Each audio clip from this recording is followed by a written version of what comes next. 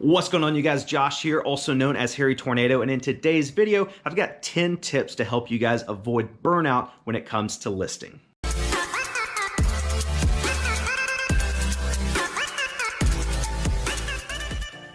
Now, regardless of what selling platform you choose, whether it be eBay or Poshmark or Mercari, if you've tried to list a large number of items at one time, you've probably experienced some sort of burnout. Me personally, after about 10 to 15 items, I'm feeling it, man. I am just done. So I spent some time over the last couple weeks researching some methods and tips that I can hopefully incorporate into my personal listing routine to just make it a little bit easier to get through. Tip number one is to stop sourcing things you don't enjoy listing. For me personally, this is clothing. I've sold a lot of clothing. I have a lot of clothing available for sale now in my eBay store because it takes so long to sell, but I just don't enjoy listing it. So I've started to phase that out of my sourcing, and I started to focus on things that I enjoy, like shoes and hard goods. I can still make the same amount of money, if not more, by not sourcing clothing. So if you have a certain category of items that you have been sourcing, but once it gets home and gets added to your death pile, you just dread listing it, stop sourcing that category of item. Tip number two is to reduce friction. If you have all of your lighting equipment and your backdrops just shoved into the closet of your guest bedroom and you have to pull all that stuff out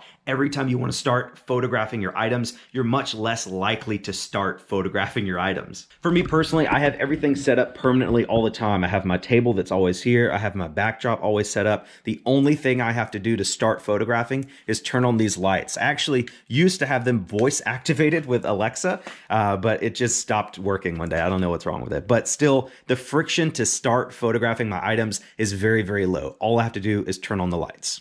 Tip number three is to work in an area of your home with natural sunlight. I feel like it's pretty hard to stay motivated if you're listing everything in a basement or in a really dark office in your home. Me personally, I do all my listing out here in the garage, and I like to open the garage door, make sure a lot of natural sunlight's coming in there. I have this window behind me. Also, if you don't have a garage or if it's too cold to work out of the garage, just find a nice well-lit area of your home to work in. For example, this area of my house would be a perfect place to list. We have this nice bay window in our kitchen, so there's so much natural sunlight. If you sat in that chair right here with a nice white background of poster boards or something here with all the natural light coming in, not only would you feel better, but you probably wouldn't even need any softbox or artificial lighting because there's so much natural sunlight, and it might make your product photos look even better. Tip number four is for those of you who use your phone for photography and listing like I do. I think it's important that if you have a time of day when you want to sit down and start listing, turn your phone on airplane mode. I get so distracted easily by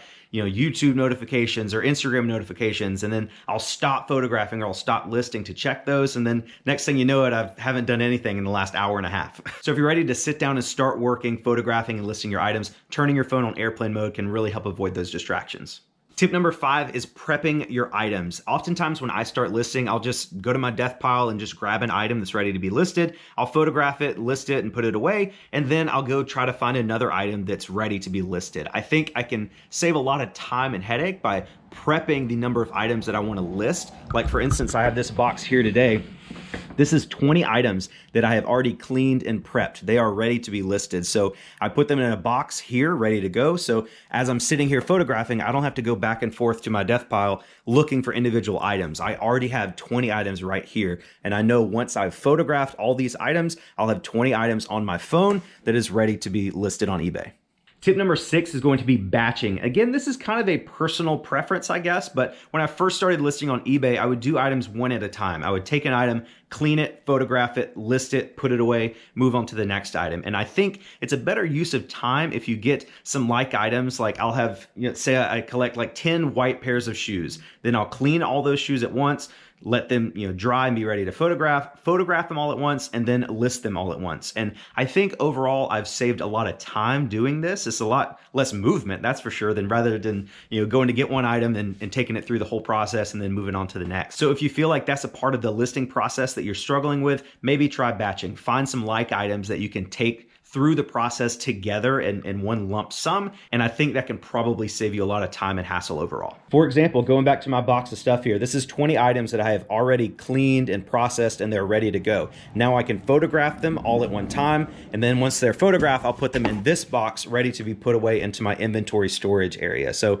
it's just a lot smoother when you're working with just large quantities of items, one station at a time, rather than working with one individual item at a time, through the whole process.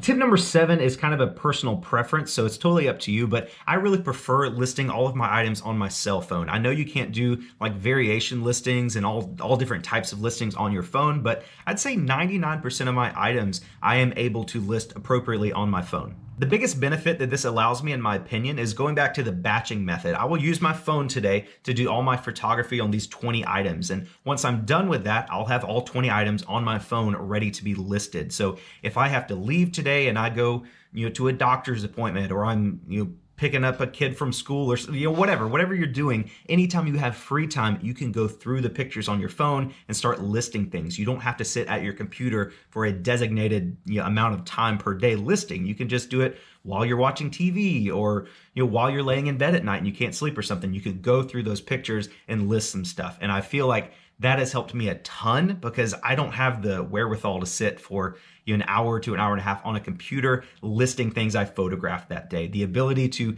list things in the little pockets of free time I find throughout the day has really helped me list more items per day. Tip number 8 is to use the copy and paste feature. On all of my listings, at the very end of the description, I say something like, please see photos for details and measurements, and let me know if you have any questions. Thank you for looking, or something like that. So instead of typing that every single time you list something, just type it once into the notes on your phone or something like that, and just copy and paste it to every listing. It saves you a ton of time. Tip number 9 is listening to some pump up music. Find that song that just gets you in the mood, gets you ready to go, and listen to it. Turn the volume up, get pumped, get motivated. I'm about to sit down and list these 20 items after I finish this video today, and I'm gonna turn on Into the Unknown from Frozen 2, sing it really loud with the garage door wide open, and then I'm gonna be in a really great mood to start listing these 20 items. So find that song that gets you going and listen to it. And part 2 of tip number 9 is, while you're cleaning or photographing items, you can listen to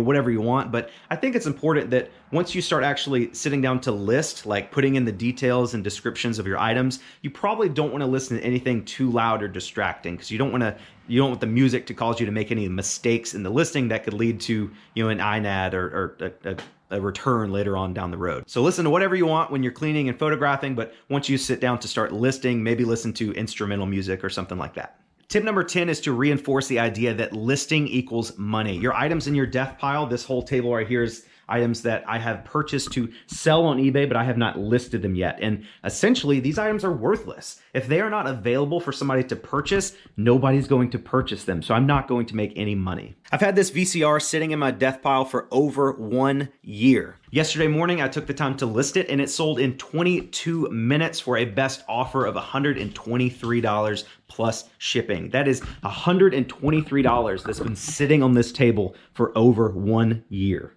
Listing sucks. It is by far my least favorite part of being a full-time reseller, but it is still better than working for anybody other than myself.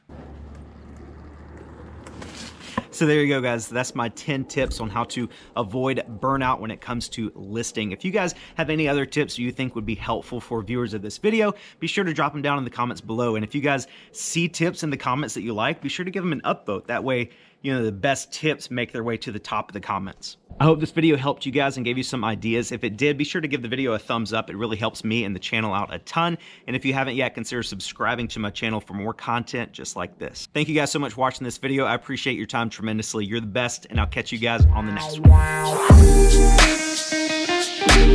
one.